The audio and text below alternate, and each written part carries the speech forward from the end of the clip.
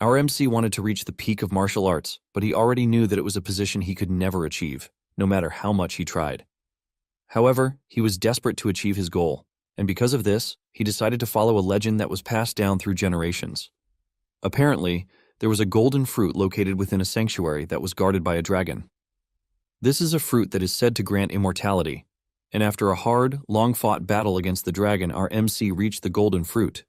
He was surprised to see that the fruit actually existed, and he sat on the dragon's corpse like a real conqueror before making a move to eat the fruit. He is confident that by eating the fruit, he will be able to reach the peak of martial arts. Our MC's name was Gilfus Eldrigan, and he was hailed as the strongest in the world. Decades later, Gilfus has gotten old, and he is on his deathbed.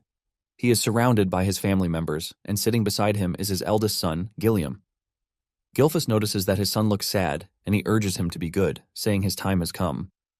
Gilliam is sad that he is about to lose his father just the same way he lost his mother. As he is about to pass away, Gilfus thinks about the immortality fruit and realizes that it was just a bunch of nonsense. However, he takes solace in the fact that he was blessed with a wife and children. He tells his children that he lived a good life and he has no regrets. Although deep down, this was a freaking lie. Gilfus basically has regrets that he didn't have more time to reach the peak of martial arts. Moments later, he passes away, and suddenly, he opens his eyes again. He is shocked and wonders why everything looks different. He senses that his body is light, and when he looks around, he realizes that he has baby hands. This is when it dawns on him that he is a baby, and he is in a baby's cot. He couldn't believe his eyes, but he tried to calm himself since he was a 10-star in his past life. Gilfus concludes that his position is nowhere near normal, and he starts wondering who could have done such to him. Suddenly it dawns on him that the said immortality fruit that he ate wasn't actually an immortality fruit. The fruit's power was reincarnation, not immortality, just like he previously suspected. This makes him smile as he considers it a better luck to have. With this, he believes that he can finally reach the peak of martial arts. He notices that there are other babies around him, and since he is in a separate building, he figures out that he must have been reborn into the Eldragon family. However, he starts to wonder why there are so many babies in the room. Just then, maids enter the room with feeding bottles. They reach into one of the cots and grab a baby goblin to feed it. Gilfus is shocked to see a goblin in the room, and he wonders what the maids are planning to do. After feeding the goblin with a red substance, the goblin explodes, spilling blood on Gilfus's face. He is shocked to see this, and fear crawls through his body as he tries to figure out what is inside the bottle. The maids then decide to dilute it a bit and continue giving it to the kids. Gilfus is soon grabbed by a maid while he is still trying to figure out what it is that they fed the goblin that caused it to explode. He can clearly see that the content of the bottle is not milk, but it seems to be overflowing with magic. He cannot believe that the maids are feeding babies with something so dangerous. The maid pushes the bottle into his mouth, and when he gets a taste of the bottle's content, Gilfus finally realizes that it is ancient dragon's blood. He cannot believe how insane they are for making babies drink dragon's blood. He finally realizes why they said they are going to dilute it. He decides that he needs to spit it out, but remembers that he has swallowed it a little bit. However, he concludes that a little amount will not kill him. He notices that the other babies are also spitting out the substance and decides that this is the best thing for him to do before he explodes. Just then, it dawns on him that he might be making a mistake by spitting it out. He realizes that if he absorbs all the magic power, he might end up surpassing his past self and finally reach the peak of martial arts. He doesn't have a clue what is going on, but he decides to use the situation to the best of his ability. He drinks everything in the bottle with a face determined to show everyone why they shouldn't mess with him. Even the maid is shocked to see that Gilfus is happily consuming the dragon's blood that is being fed to him. The maid is also glad that things are working in their favor. After he is done drinking the entire bottle, he is placed back in his cot, and he realizes that the other babies also survived the ordeal. Just like a regular baby, he starts feeling sleepy from enjoying a good meal. 7 years later, Gilfus is seen practicing his strength skills by placing a boulder on his feet while doing a one-handed push-up. He reaches 1,000 push-ups before pushing the stone away into the distance. He stares at his bulked body, and he admits that he loves it. Apparently, Gilfus is now named Zeke Eldrigan. Zeke attributes all the strength he has to the quality of the dragon blood that he consumed.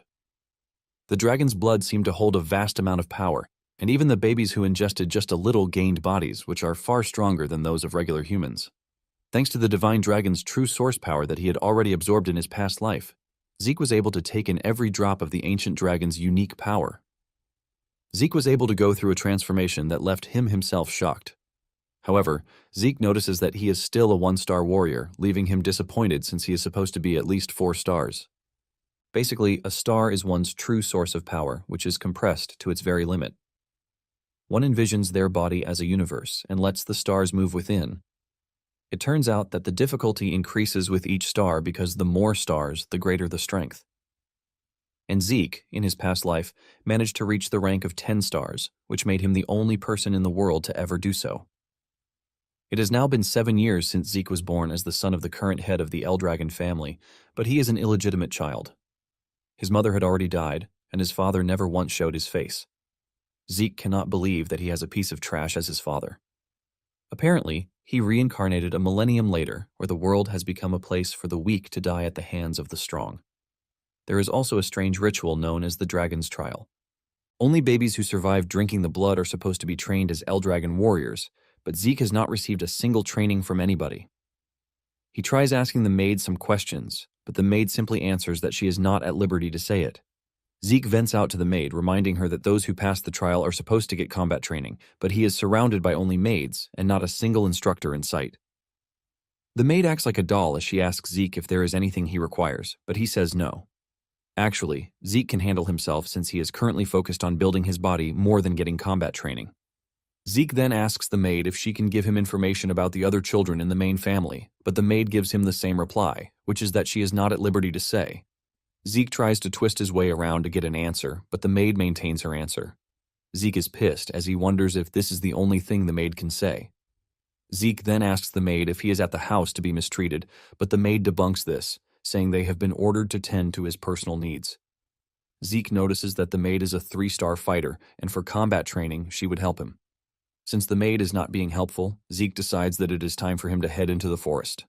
He can't believe that he has been living with a maid for 3 years, and they have no real connection. Zeke expects a reply, but he gets none from the maid, who seems to now be ignoring him. Zeke gets into the forest and eats a bunch of poisonous herbs, which obviously taste awful.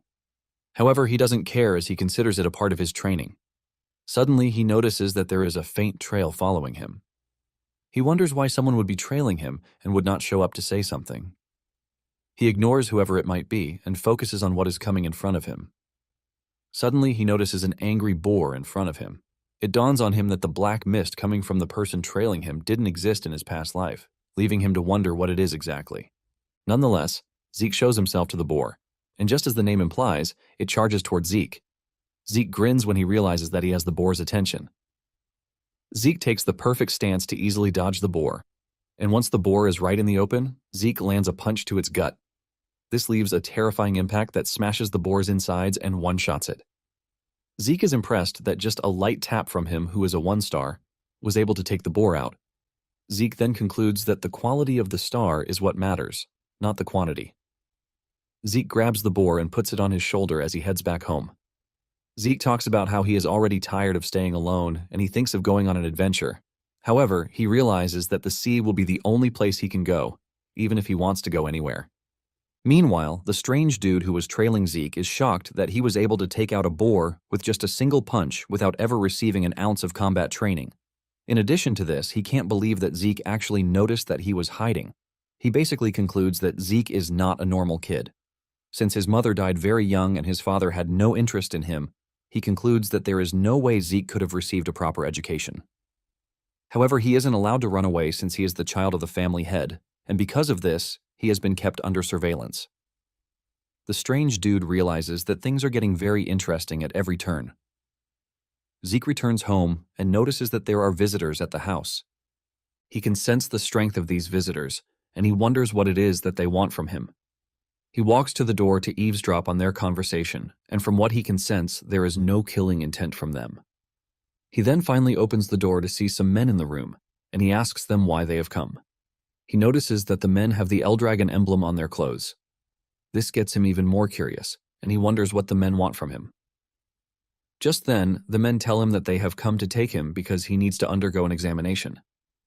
Zeke almost loses his mind when he hears this, since no one told him about any freaking examination. Soon afterward, Zeke is taken to the main house. He never expected that he would come back after 1,000 years since he had been away from there. Zeke is dressed in a school uniform by the men who came to the house. It turns out that he was brought to the main house not for luxury, but to attend the academy known as Dragon's Nest. This was an academy that was established by the Eldragon family, and everyone born in the family aims to enroll in the academy.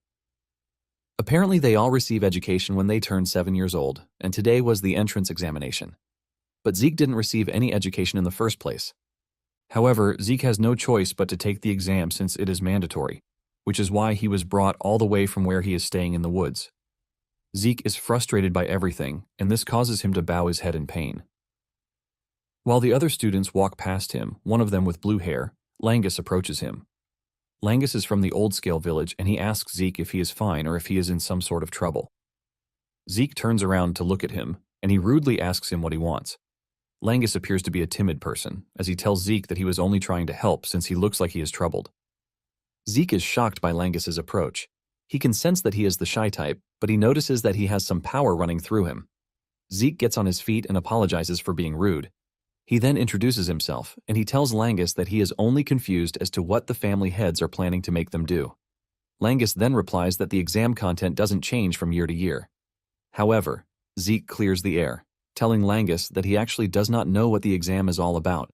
Langus is shocked when he realizes that the dude in front of him truly has zero knowledge of what he is saying. Langus wonders if Zeke will be fine since he has no idea what he wants to face during the examination. Langus then decides to take the pain to explain to Zeke. Just as he is about to start explaining, a group of bullies appears from behind, calling Langus a runt. Even Zeke is shocked to hear someone calling Langus a runt. The bully group turns out to be led by a dude, Retin, and he is also from Old Scale Village. Retin makes fun of Langus, asking him why a runt like him is coming for the examination when he can go home and just play around. Langus still fails to catch the diss as he replies that he has come for the examination, but this only causes Retin to scream at him. Retin tells Langus that he is a piece of trash and that there is no way someone like him will ever get into the academy. Retin continues having a laugh at Zeke as he reminds him that his father is a mock dragon. Zeke notices that Langus is pissed as he can see that he has clenched his fist. Apparently, the Eldragon family has a hierarchy, which is established by an absolute monarch. The rookies are known as lesser dragons, the common soldiers are known as young dragons, and the captain class are the adult dragons. Sitting at the top are the elders, or executive class, and they are known as the elder dragons. However, there is a level at the bottom which is reserved for trash, and they are called the mock dragons. The mock dragons are those who failed to enter the dragon's nest or those who could not graduate from the academy. They are basically referred to as fakes, but Langus wants to prove that people like him are not fakes. Zeke then decides to join the conversation, and he asks Retin how he knows that Langus is trash when he hasn't even undergone the examination. Retin is shocked by Zeke's interference, and he asks him who he is and if he has a problem with him.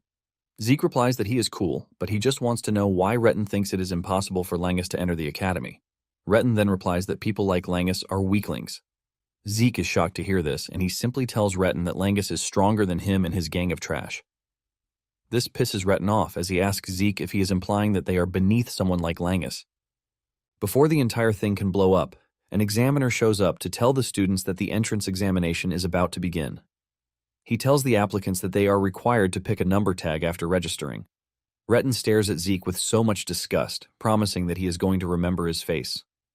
Zeke is surprised that Retin is already pissed, and he wonders why the current youth are short-tempered. Langus is surprised to hear Zeke say this since they are all of the same age. Langus then adds that anyone would get mad if they were called weak. Zeke then asks if the exam is mandatory, but Langus mentions that he is free to withdraw if he thinks he lacks the ability to participate in it. This comes as a surprise to Zeke, but this further proves to Langus that Zeke knows nothing. Langus then advises Zeke to withdraw since he might get hurt during the examination. Zeke lets Langus know that he has no intention of withdrawing. Langus is surprised to see how confident Zeke is even though he has no idea what the exam is all about. Zeke then suggests that they get a move on before the exam begins. Momentarily, all of the applicants are gathered. The examiner stands in front to tell them the details of the exam. He lets them know that all they need to do is leave a scratch on the rock in front of them to pass the examination. However, no weapons aside from the ones provided by the examiners are allowed. To make it interesting, they are allowed to use their bare hands as long as they can make a scratch on the rock. The examiner then reveals that they all have 3 attempts each, but Zeke doesn't see this as a particularly difficult examination. Langus is horrified to hear this, and Zeke wonders what the surprise is, since all they need to do is get a scratch on the rock. Zeke was already expecting some crazy examination because of the trial that they put them through by having them drink dragon blood, but with what he is seeing, Zeke is highly disappointed. The examiner then orders the examination to begin. The first applicant walks up to the rock and slashes it with all his might, but this shatters his sword and leaves a loud bang that almost deafens those who are present. Even with all the strength that he put into it, he was unable to leave a scratch on the rock. The boy crashes to the ground in pain, and the examiners ask him if he is willing to use his remaining 2 attempts, but he is in so much pain that he can't. They declare this a forfeiture, and he is taken away. Zeke then notices that Langus is acting all weird, and he wonders why this is, since the exam appears to be easy. Zeke then asks Langus about the rock. Langus reveals that the rock is called the Regeneration Stone, and it can repair any minor scratch instantaneously. It also has the ability to reflect a damage impact by 100 times over if attacked with brute force. Zeke concludes that the rock is pretty outrageous. Langus then mentions that one can actually leave a scratch on it if the ether source power within a person is properly circulated. With what he just heard, Zeke figures out that it basically falls on the proper handling of the ether source power rather than the individual's martial arts skill. Zeke takes a glance at the participants and he figures out that there is a considerable number of applicants who should be able to pass the exam. He notices that Retin and his guys are also strong enough to pass the exam. From where he is sitting, he can hear the applicants failing one after the other after their arms are broken from trying to leave a scratch on the rock. Momentarily, the examiner calls on number 315, which is Zeke's number. Langus fears for Zeke and he urges Zeke to withdraw, but Zeke assures him that he will be fine. Zeke steps up, and once the examiner sets his sight on him, he senses an immense pressure and aura coming from Zeke. Zeke is asked for a choice of weapon, and Zeke replies that there is no need for one as he plans to use his bare hands. The examiner asks him again if he really doesn't want to use a weapon, and he says yes, assuring the man that his fists are enough to do the job. When the other students hear this, they start making fun of him, saying there is no way he is going to be able to get a scratch on the rock with just his fists. Even Langus doesn't believe in Zeke, as he genuinely believes that his arms and fists might get ripped off. Langus starts blaming himself, saying he should have tried to stop Zeke from participating in the exam. Since Zeke has made up his mind on what he wants, the examiner tells him to proceed. Zeke checks out the rock and admits that it is made up of a mineral he hasn't seen before. He concludes that it is something that formed after 1,000 years. He realizes that there are a lot of things that he doesn't know yet, but he decides to shift them all to the future. Zeke powers himself up, ready to punch the rock. With the amount of power he generated, he believes that it should be enough to do what he wants to the rock. The technique he prefers to use is called the Dragon Slayer combat technique form. A bright yellow aura forms around his body and arm as he smashes his arm into the rock. This shatters the top of the rock at impact, leaving a loud noise and a cloud of dust. Everyone is surprised, but while everyone is closing their eyes, the examiner's eyes remain open, acting like a big deal. Zeke heaves a sigh of relief, but notices that the technique is a bit advanced for him at his age. He checks out his arm to see that it is bleeding, and his uniform is also ripped. Instead of praising himself for breaking the rock, Zeke concludes that his training isn't enough. The other students are left to wonder how he did it. On the other hand, Retin is just mad that Zeke was able to smash the rock. Langus is left picking his jaw from the ground since Zeke is the last person he expects to pass the exam. Even the examiner considers what he just watched an impossibility because only someone who is a 4-star rank or higher should have been able to shatter the regeneration stone. Since Zeke is an illegitimate child, the examiner wonders if he somehow inherited the powers of the house. The examiner also figures out that he has seen the move that Zeke used somewhere else. Zeke then walks up to the examiner asking him how he fared in the examination. The examiner lets him know that he has passed, and he is given a bottle with a green substance in it. Zeke asks the junior examiner about the contents of the bottle, but the dude just stares at him with hatred, telling him to move away. Zeke just assumes that the bottle is a reward for passing the test. Zeke returns to his newly found friend, and Langus praises him for how amazing he was. Zeke then asks Langus about the bottle, and he reveals that it is a healing potion. Zeke is confused when he hears this, and Langus mentions that it is a normal grade healing potion. Zeke checks it out one more time and realizes that the substance doesn't look poisonous.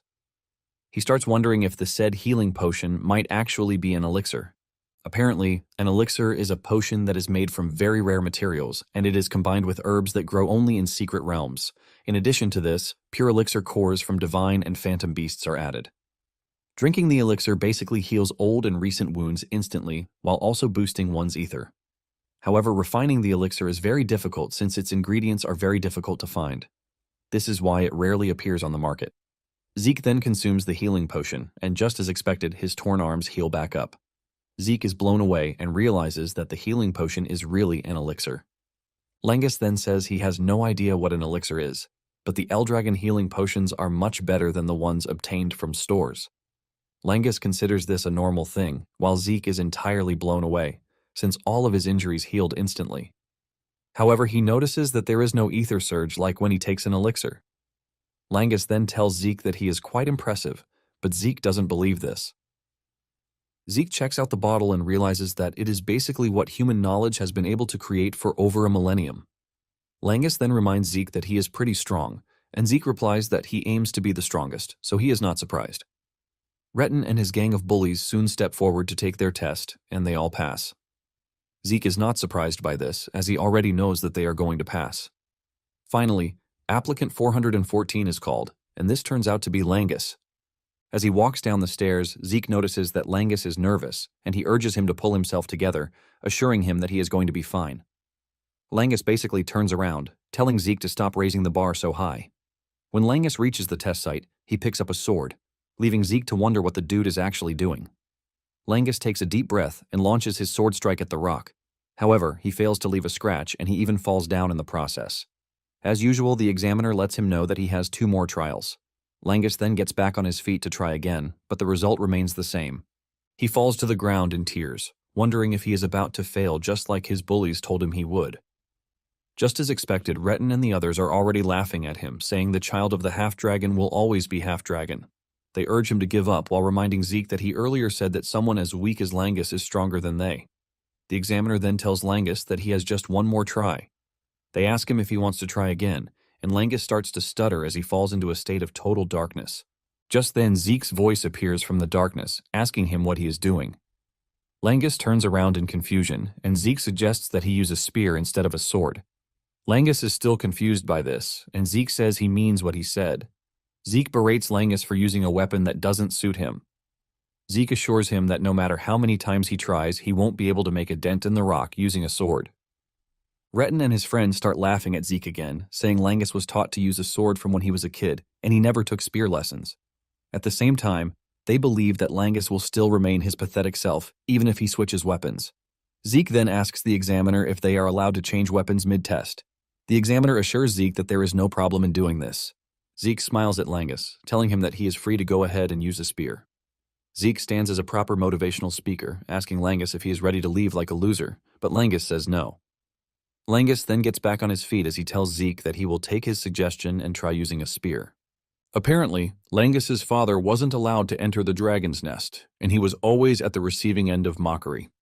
Even with all of these, he never gave up, and he still made sure to raise his son well. Because of everything his father did for him, Langus is willing to prove that he is not fake. He remembers Zeke saying he will always meet the same result no matter how many times he uses a sword. He hasn't known Zeke for long, but he is choosing to believe in him. However, he doesn't know how he is supposed to use the spear, and Zeke just tells him to thrust it straight. He urges him not to think hard about it and just do it. Langus knows it is impossible for a first-time spear wielder to just hit the regeneration stone and damage, but he will never be sure if he doesn't try it. Even though he just met Zeke, he is choosing to trust him. Since Zeke believes in him, he also wants to do the same. Langus takes his stance, and he notices that the ether source energy flowing through his body is actually different from when he was holding a sword. Langus rushes toward the stone and hits it, leaving a massive shockwave. Retin and his gang of bullies start laughing, saying there was no difference, even though Langus changed weapons. However, on a closer look, they realize that Langus was able to do it. They are shocked when they see this, and even the examiner cannot believe that Langus actually pierced the stone with the spear. Zeke is proud of Langus, and he claps for him. Langus cannot believe his eyes when the examiner records in his book that he has passed the test. Langus is forced to ask again to confirm, but Zeke hugs him from behind, assuring him that he actually did it. With tears in his eyes and happiness, he hugs Zeke. Retin and his boys don't want to believe that Langus actually passed the test, and they all believe that it is a stroke of luck. The examiner then screams at the top of his voice, telling the applicants that the exam is over and what is next is the entrance ceremony. When Zeke hears this, he is surprised. He can't believe that scratching the rock is the only test that they are going to require of them. Langus then tells Zeke that there might actually be another exam after they enter the academy. Zeke then asks Langus what they are supposed to do since they have passed the test already, and Langus reveals that the heads of the Eldragon family will show up to give the participants their congratulatory words. Just then, a bunch of aura farming men appear in the distance, walking toward the students. Among them is a dude who catches Zeke's attention, and he asks Langus who the gloomy dude is. Langus cannot believe that Zeke just trash-talked the family head. Zeke doesn't hold back as he calls the family head an ugly dude, but before he can say anything further, Langus covers his mouth with his hand. Langus begs Zeke to be quiet and not say anything, and even though it is hard, Zeke decides to keep quiet.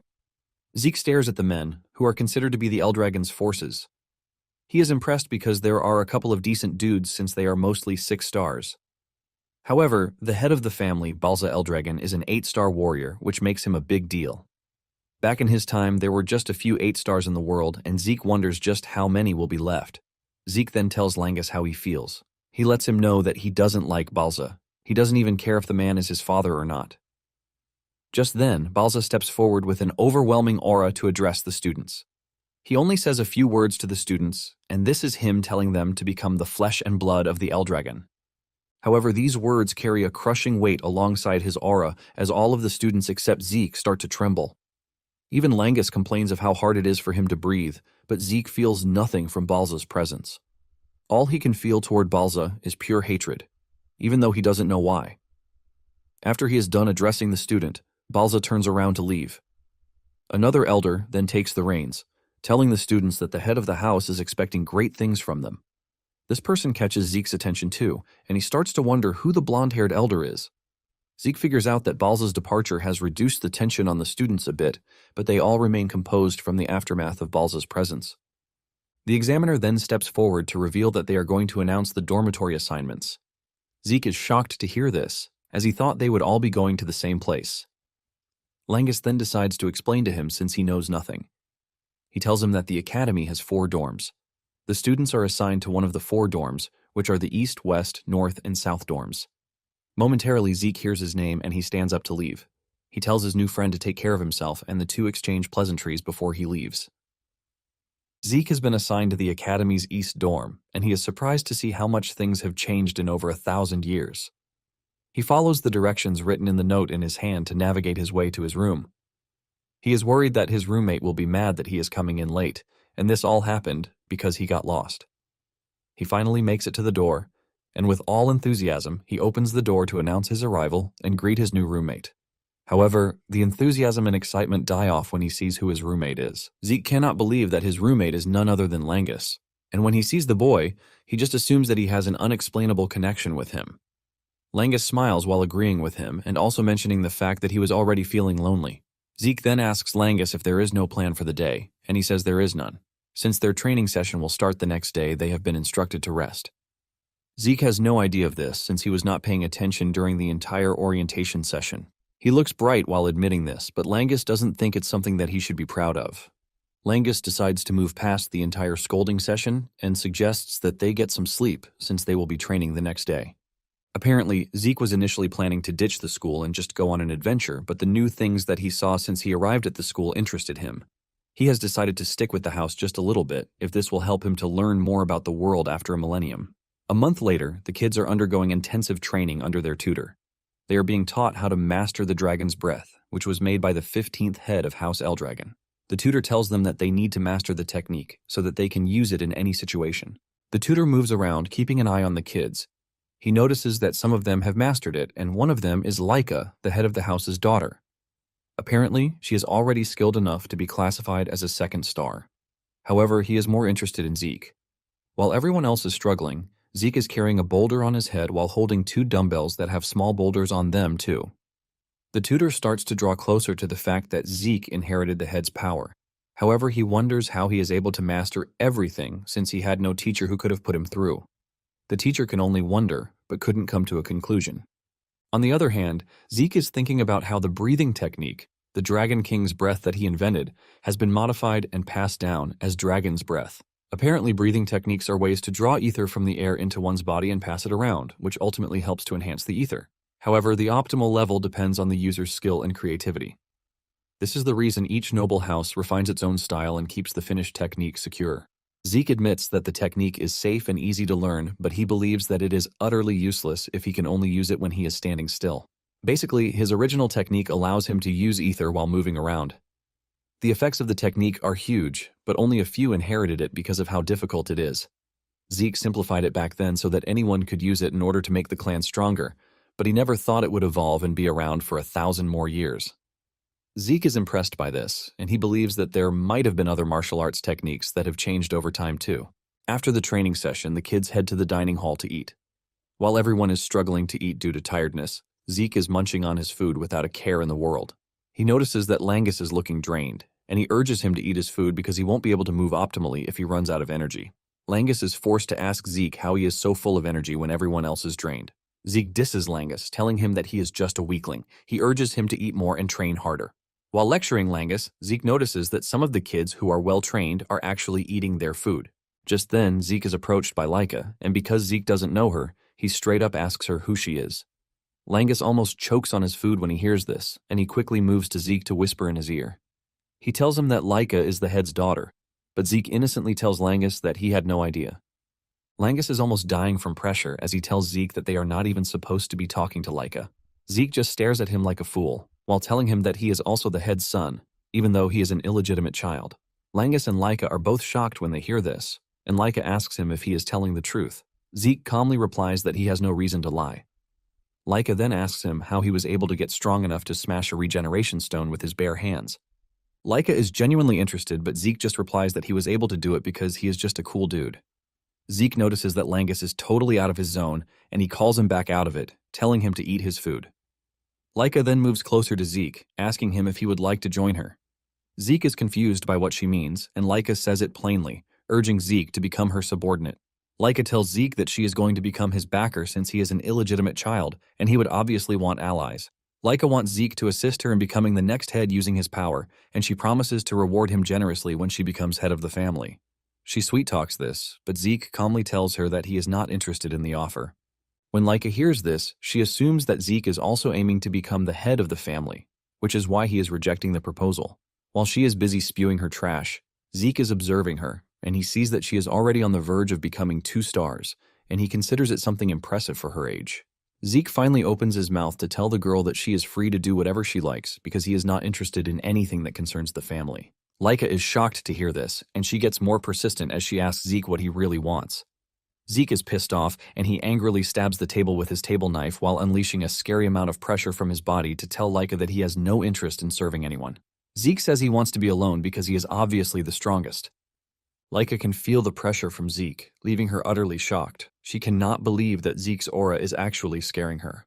Zeke continues munching on his food while Langus tries to calm the situation. Laika then loses it, and she challenges Zeke to a duel. Zeke is surprised by this, but he is not one to shy away from a challenge. In no time, the news about the duel spread among the students that Laika is having a duel at the training grounds. The students rush over to watch the duel, and while Langus is freaking out, Zeke is acting very casual. Langus tries to remind Zeke that he is about to fight Laika, but Zeke simply replies that he has no idea who she is. Zeke then notices that Langus is also acting formally, and he asks him why this is. Well, genius, this is because you are the head's son, Langus says. Zeke then asks Langus what it is that he wants from him. Zeke tries to explain the situation to him. He says Laika is Balza's daughter, and she also has Typhona blood, which is basically one of the 4 great houses backing Eldragon. Langus says Laika is a genius because she was able to master every form of swordsmanship that comes from House Typhona. Zeke just stands there casually while telling Langus that the only thing he is aware of is the fact that she is Balza's daughter. Zeke starts laughing, saying that not knowing actually adds more juice to the entire thing. He considers it an exciting turn of events, while Langus scolds him that there is no way he is going to win against Laika. Langus asks him why he accepted the challenge in the first place, and Zeke says it is obvious that he is expected to accept if he is challenged to a duel. In addition to this, Zeke stares at Laika, and he concludes that she looks readier for the duel. Laika then screams at Zeke to stop chattering while staring at him with her sword pushed into the ground like a proper warrior, and asks Zeke if he is ready to be taught some really good manners. Since the two are ready to fight, Langus leaves the arena for them. Langus urges Zeke to be careful as he runs away. Now that they are alone, Zeke asks Laika why she is so hell-bent on fighting him. Laika replies that she is aiming to be the next head of the house, and to claim the said seat, she wants to defeat Zeke and make him serve her.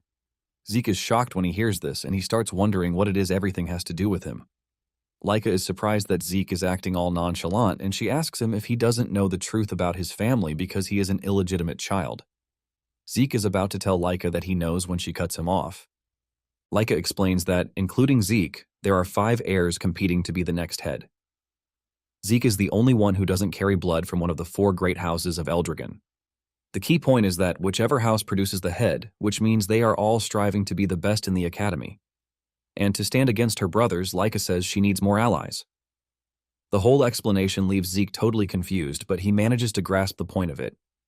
Laika lets him know that she is fighting to secure her place, and without wasting any more time, she lunges toward Zeke. She is determined to defeat Zeke, and with her sword she tries to land a hit on Zeke, but he subtly steps back. Zeke dodges the strike, but the sword strike leaves the ground shattered. Laika is not ready to give up as she stands up again to attack Zeke. She swings her sword frantically and with great power, leaving the spectators totally amazed. They commend Laika for being so great with the sword, even if it is just a training sword. As if she can hear the spectators cheering for her, she increases the intensity of attacking Zeke. However, Zeke simply leaps around the arena, dodging her every strike. The spectators, on the other hand, are blown away by how powerful Laika is, since she is the child of the family head. They are confident that Laika will finish the match in time. Unknown to them, Laika is already getting frustrated because all Zeke does is jump around to dodge her strikes. Zeke puts little to no effort into dodging Laika's attacks, forcing her to question her inability to land a hit. Zeke commends Laika for actually being fast, and the kind of technique she is using also appears to be great. Zeke even adds that she is performing better than regular 1-star warriors. Laika gets mad and screams at Zeke, telling him to fight instead of just talking. Since this is what Laika wants, Zeke decides to give her a taste of his strength. Zeke easily dodges her strike before punching her in the chest. The punch sends a destructive wave through her body, causing her to cough up blood. Laika falls to her knees in pain, leaving the other students shocked. In pain, Laika looks up and asks Zeke why she can't land a hit on him when she is supposed to be much better than him. Zeke admits that she is faster than most 1-stars that he has met, but he lets her know that she is still nothing but a 1-star warrior. Laika then argues, reminding Zeke that he is also 1-star. Zeke explains that he can easily read her movements thanks to the way she breathes, the twitch of her muscles, and even the shift of her eyes. In addition to this, he has way more experience than her. Zeke explains this in such an arrogant way that it forces Laika to get back on her feet. She dashes towards Zeke again with her sword in hand, ready to tear his head off, but even with the surprise attack, Zeke still dodges by acrobatically leaping backwards. This leaves Laika clearly open to Zeke's attack, and Zeke punishes her by punching her straight into the far wall. She hits the wall and leaves a huge cloud of dust covering the area. The spectators are left shocked when they see this, as they wonder if Laika actually lost. Langus is excited when he sees this, and he rushes back into the arena, telling Zeke how incredible he is. However, Zeke tells Langus that the fight is not yet over. Zeke is impressed that Laika is actually able to withstand his blow. When the dust clears, Laika is seen struggling to get off her knees with a battered body, but she is not ready to give up. Langus tries telling her to stop because she might end up worse. Zeke then tells Langus to step back because things are about to get more serious, and if he gets injured, he is not going to be responsible for it. Zeke had suspected it, and now he confirms that Laika has reached 2 stars. Laika gets on her feet, and a blaring aura swirls around her. The spectators immediately figure out that Laika has reached 2 stars. The 2-star realm is one where the wielder can project true source power outside the body for martial arts. The projection is basically what is known as aura. Laika appears stronger, and she thanks Zeke for pushing her to be able to reach 2 stars. Enraged, she dashes towards Zeke, ready to strike him down. Her sword follows a golden trail of aura, and Zeke admits that she has gotten stronger and faster. Zeke continues to toy with her until he misjudges her strength, and he ends up getting cut on the face. Laika notices that he is left in awe, and she uses that to boast about the strength of a 2-star. She assures Zeke that he's about to face the true Thunder Spirit greatsword arts. Zeke, on the other hand, is excited because he will finally get to witness something he hasn't seen in the past.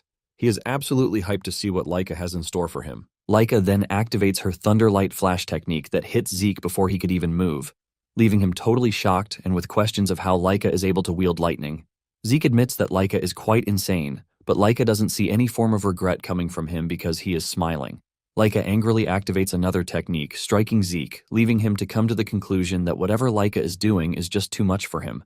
He knows that his body can't take what Laika is doing to him just yet, and while he is still trying to gather information on his current status, the spectators are all amazed. They never expected someone who is a one-star warrior to stand toe-to-toe with Laika. Zeke figures out that Laika's movements haven't changed much, but her upgrade to 2 stars has given her a sudden explosive power. Zeke is forced to admit that Laika is doing pretty great, in addition to the fact that being covered in lightning the way she is doing it was basically impossible 1,000 years ago. With the way she is moving around, Zeke figures out that he could land a counterattack, but he is curious to see her full power, so he is ready to take the hits till then. Laika is pissed that Zeke still has the effrontery to be smiling even when he is in such a bad situation. She concludes that Zeke is brimming with confidence and decides that she is going to take that confidence away from him. She dashes toward him with an even deadlier and faster technique that Zeke couldn't dodge. Zeke watches as the attack hits him, and he is thrown into the wall, leaving a loud explosion that gets everyone watching worried about his well-being. The dust clears off, and Zeke is still on his feet with a smile on his face. This pisses her off again, and she strikes him with another lightning bolt attack to get him on his knees. Langus comes running over, telling Laika to stop the attack, but Laika refuses, replying that Zeke is on his feet. Laika claims that she can't stop because that would only crush his pride. Laika promises to go easy on Zeke if he surrenders and swears loyalty to her. However, Zeke remains mute, and Laika can clearly see that even though he is not a legitimate child, his pride as an Eldragon remains in him. Since he is acting all pompous, Laika decides that she is going to use everything she has to finish off the fight. She activates the Thunder Spirit Greatsword Arts, the Heavenly Thunder, and she strikes him with it.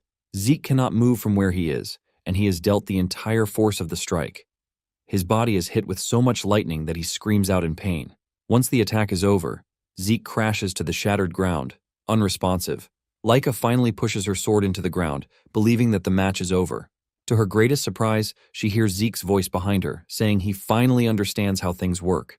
Laika turns back, and to add to the surprise, Zeke's body is now sparkling, pointing out the fact that he can now use electricity. This shocks her and also leaves her asking why Zeke can use electricity. Zeke is also shocked because he didn't know that this is what they call electricity. He walks toward Laika with pride, telling her that he actually has no idea how he is able to do it. However, he was intentionally leaving himself to get hit so he could study Laika's power, and before he knew it, he could use it already.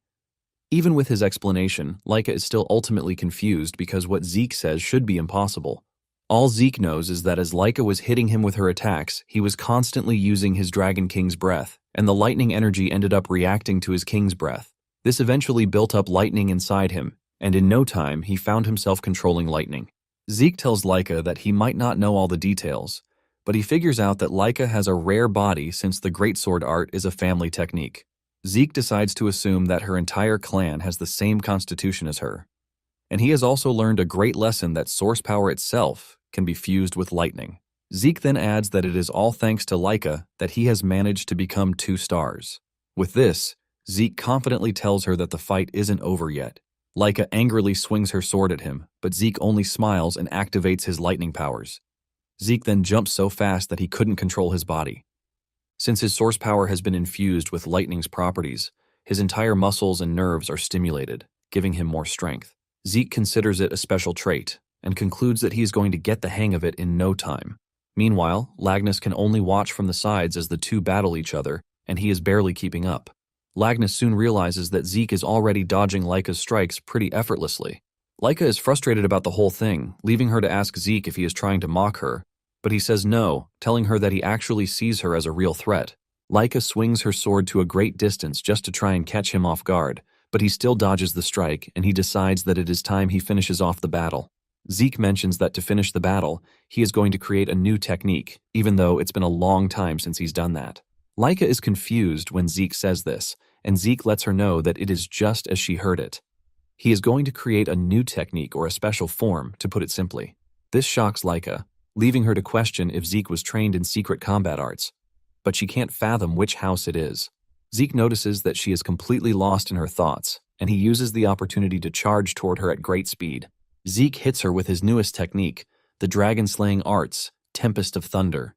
With a powerful combination of lightning bolts, Laika falls to her knees, and Zeke smiles, saying the match is over. Laika is so damaged that she couldn't even stay on her knees, and she ends up crashing to the ground in pain.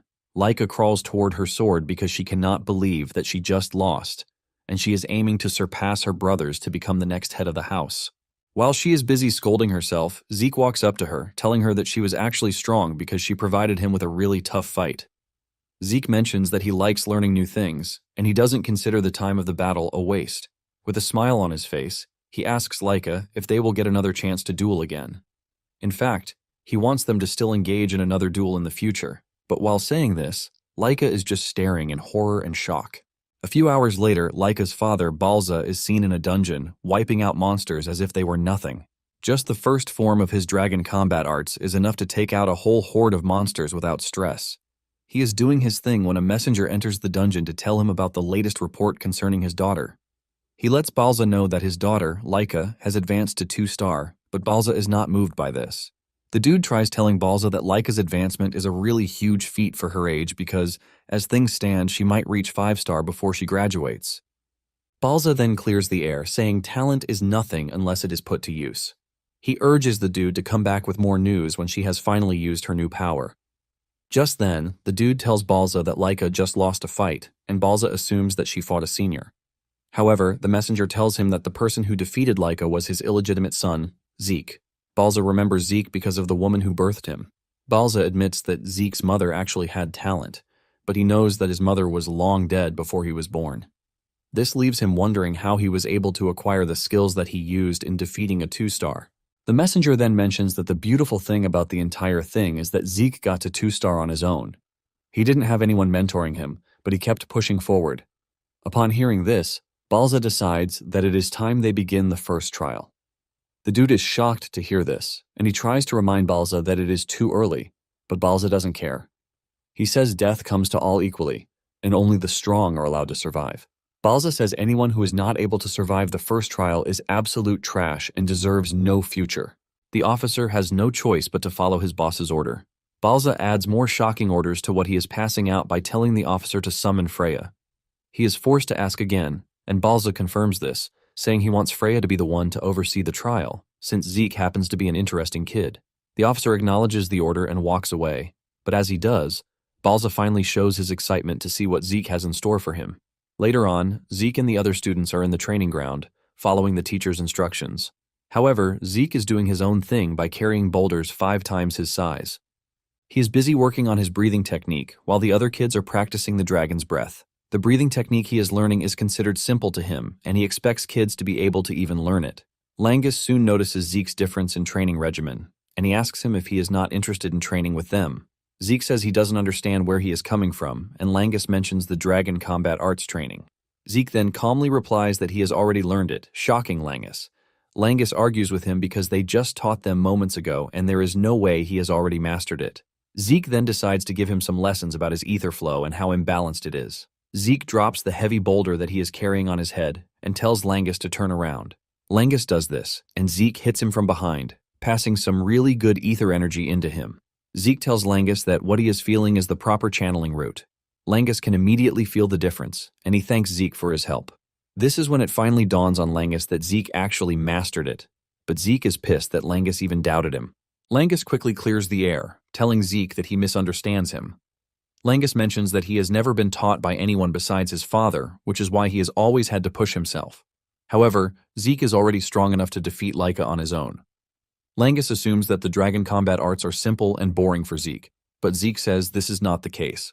Zeke mentions that the stability is actually quite impressive. Basically, dragon combat arts was once talked down on by his sons, who claimed that it was too complex and difficult. Even though it is complex, it is a combat art of overwhelming power that has several fighting forms incorporated into it. In addition, Zeke has just gotten a new form, thanks to his fight with Laika. It turns out that the technique he used in defeating the dragon is the final form, and Zeke is curious to see how the technique has been refined over the years. Zeke then decides that it is time to return to physical training, since there is nothing else to learn from dragon combat arts. Suddenly, Langus hits Zeke with a weird request, asking him if he would do him the honor of training him. Langus talks about his desire to get really strong, even though it is quite tough. Surprisingly, Zeke tells him that he is up for it because he sees Langus as someone who is teachable. Langus is still celebrating his win when a familiar voice appears from behind, asking Zeke to train her too. The voice is none other than Laika, and even though she is shy about it, she cannot help but admit the fact that Zeke is impressive enough to have defeated her. Laika talks about just how good Zeke is, and she admits that her pride was shattered during their match. Zeke is shocked by the sudden request, and Laika adds that she also wants to get stronger so she can surpass her brothers and even Zeke himself. Laika completely throws away her ego, and she urges Zeke to teach her how to be stronger, but Zeke takes a moment to think about his answer, leaving Laika in a state of panic. Well guys, that's the end of the video. If you like this video, comment next part in the comment section. Also subscribe to the channel, hit the bell, and like the video. Thank you for watching and see you next time again.